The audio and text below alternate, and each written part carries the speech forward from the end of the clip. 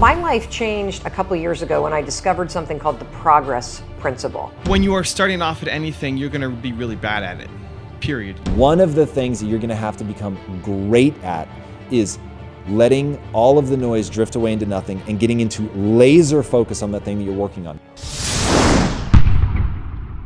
Rise and shine, it's Espresso time. What's up, Believe Nation? It's Evan. My one word is believe, and I believe in you. I believe you have Michael Jordan level talent at something, and I want you to find it, embrace it, and make a difference using it. So let's start your day off right. Grab your cup of coffee and sip on today's message. Use the progress principle. Over to you, Mel Robbins. I wake up every morning. Espresso, keep me going. I wake up every morning. My life changed a couple years ago when I discovered something called the progress principle. It is a principle that was written about in the Harvard Business Review. It's based on a tremendous amount of research done by a professor over there. And what she determined is that people that feel happy and successful and fulfilled by their lives and work, they all have one thing in common. They feel as though they're making progress on something that matters. So I read this little bit of research and I started applying it to my life. And what I do, as stupid as this sounds, it really works. I don't focus on balancing everything. I focus on just making sure that I make progress on one thing a day. That's right, you heard me. One thing a day that matters to me. Now, if I can make progress on one thing a day that matters to me, then I can let go and let the rest of my day get hijacked by kids, by spouse, by phone calls, by emails, by social media, by all kinds of things that come up and tend to hijack your day when you're a busy person, when you have a family, when you're married, when you got a lot going on. And so by focusing on one thing a day, I feel the sense of control and the sense of progress that science tells us will make you happy and make you feel more confident and actually make you more effective at getting things done. It also frees me up to be more present with my kids. So I love the progress principle, and I'm going to take a little different spin on it that I think might add some extra context or extra value for you guys. I think when you are starting off at anything, you're going to be really bad at it. Period. You want to make videos, your first video is going to be really bad. You're going to be embarrassed by it. You're going to look at it and say, wow, I really suck. And the tendency from there is to then quit. Because you might look at a Mel Robbins speaker and say, wow, she's so good on stage. I wish I could be like her. And then you go up and you try to do a simple speech or a simple video and you can't. It's really, really, really, really bad. And then a lot of people from there just stop. Where what you need to realize is, using the progress principle, you can have an aspirational person like Mel Robbins that you want to be like her, you want to write a book like her, you want to speak like her, you want a YouTube channel like her, you want to be, a keynote like her. She's the best version of what you want to look like. And then focus on, I just need to make progress from who I was yesterday. I'm going to make one video, it's going to suck, but tomorrow I'm going to make another video. And it's still gonna suck, but hopefully it sucks just a little bit less than what I did yesterday. And then the same thing the next day, and the same thing the next day, and the same thing the next day. And so the progress is that you are getting better at this thing. I think too often we look at these aspirational leaders, which is amazing to do, but we use it not as a kick forward, but a kick down. We see someone like Mel who's amazing at what she does, then we feel we can never be like that. We should quit, we should give up on our dreams and just go back and do that 9-to-5 job that you hate. No, that's not the answer. Expect to be terrible at the beginning of anything and then use the progress principle to just make progress every single day. If that's your goal, to be a great speaker like Mel, then practicing speaking once a month is not gonna get you there. You will feel really slow, you'll feel lethargic, you'll feel like you're not making progress, like your dreams are not happening. And so making sure that every single day, even if it's 20 minutes, you spend 20 minutes trying to be a better speaker every day. If you did that, I guarantee you'll be a better speaker. You may not find the point. There may not be one day that it just all clicks. But if you look back at the progress, just like losing weight, it's not like you do a whole bunch of work, nothing happens, and then boom, you're 20 pounds lighter. That's not how it works. That's not how anything works. It's the skill set that gets better. You lose weight gradually. right? And yes, if you're doing a good job with your diet and exercise, you can lose weight faster, but it's still a process. Getting to be a better speaker, getting to be the person who has the skills to do the thing that you want to do, so you can match the skills that you need to have to the ambition that you have. Developing those skills is still a process. Even if you're modeling success and you're hacking and you're working every single day, it's still a process that you have to go through to get there.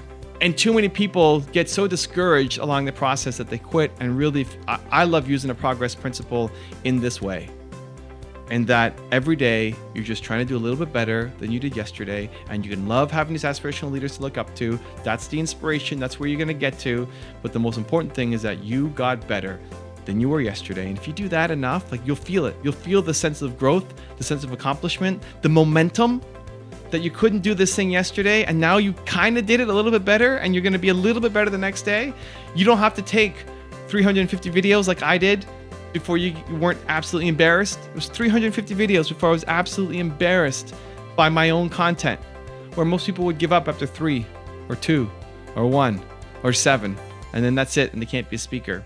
And so if you study the success stories of all the people that you look up to, you'll see that there may be a point in time where the public deemed them to be successful, but they built up their skill sets over a period of years or decades to get to the point where they got noticed or broke through. And nowadays it's only easier and easier and easier and easier and easier to get noticed and to break through if you have the skills. So get working on the skills every day to get a little bit better. Now I've got a really special bonus clip that I think you're going to enjoy. But first, question of the day. I want to know, what is the skill that you're working on, that you want to make progress on, that every day you want to make a little bit better? Leave it in the comments below. Believe Nation's cheering you on. So share it. I want to see it. Thank you guys so much for watching. I believe in you. I hope you continue to believe in yourself and whatever your one word is. Much love. I'll see you again tomorrow morning for another shot of espresso, and enjoy the bonus clip. I wake up every morning. Espresso, keep me going. This question is from Froso Marinu on YouTube. When your home life is less than desirable, it's not where you want to be living, but you're trying to break out, how do you not let the chaos around you affect your vision and drive? So this is a framing question. So what you want to do, and this Tony Robbins asked this question, I think it's absolutely brilliant. How is the worst thing that ever happened to me the best thing that ever happened to me? So in your circumstance, how is being in a chaotic home life the best thing ever? Now I'll give you one example off the top of my head, and this is exactly why I play first-person shooters. Can you learn to stay calm in the chaos? Because my friend, I have the chills. If you can do that, it will serve you so well in every single area of your life, in a relationship, in business, if you want to be an athlete, if you want to play games, like whatever it is that you do, one of the things that you're going to have to become great at is letting all of the noise drift away into nothing and getting into laser focus on that thing that you're working on. Now, when I give advice like that to people, they think, well, how do I practice? The amazing news is the best thing that has ever happened to you is that you have a built-in way to do that. Your home life is mass chaos. So now you get a chance to practice. I have the chills. You get a chance to practice every day, tuning out the chaos and getting laser focused on something. That's framing. Now, there are other ways, but that one is so powerful that I will end it there. Focus on that. It is practice every day. Thank God you're living in this chaotic environment. Man, congratulations. The reason I talk about social is it gives you something to focus on. But let me step back. Some of you can't focus because, let's just face it, you know social media makes money by making you unfocused. Scientists have studied how Facebook, Instagram, Twitter, all of these apps have created addictions. And that's why the people who own them are the richest people in the world. Now, I use social media, so I'm not going to say don't use social media. A little practical tip for 2018, turn off all notifications. On my phone, I don't have one notification on. So if you have an iPhone, go to settings, right here, go scroll down to notifications. Where is my notifications? Right there. Turn everything off. Look at mine. Show previews. Never. Off, off, off, off, off, off. Every single one is off. Okay? Because I'm not a sucker. I use social media, but social media is not going to use me. I'll look at my Facebook when I want to, not when Mark Zuckerberg wants me to. Dopamine's released by these apps. It's literal physical addictions created by these. Again, you can use social media, but don't let it use you. So just a little practical thing, turn off the damn social media notifications. Instagram will be there. You got to be reminded every time someone DMs you. Why? Are you too dumb that you can't remember that Instagram has notifications? If you can't remember it, that means it's probably not important. So it's a win-win situation. You got more time and less distraction. So focus in 2018. I gave you the first thing to focus on, which is your social life. You're going to have to focus. You know, I don't know how to draw a horse very well, but I'll just use a square with a head. Every time I try to draw, people are like, you're horrible at drawing. So I am horrible. So horse. I used to have a horse, and they put these things on the side of horses right here. They're called blinders. They don't really blind the horse, but the horse can only see straight ahead. And the reason they do that is because when you're out on the road with a horse, I lived with the Amish for 2 years. If a big car comes by and the horse sees that out of the corner of their eye, they get scared.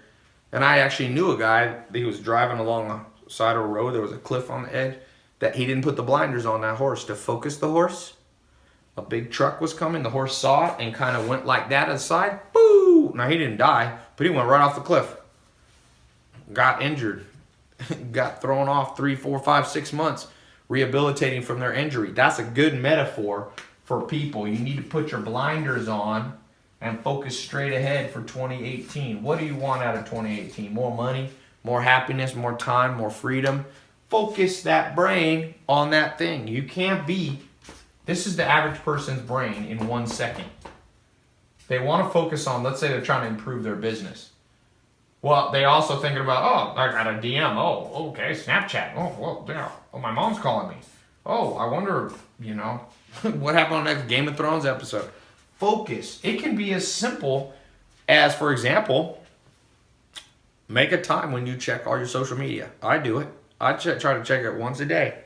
Now, I'm in the business of social media, so I do check it a little more, but my personal side, I try to wake up, focus, and I just go through all my apps one by one and get it out of the way. 15 minutes.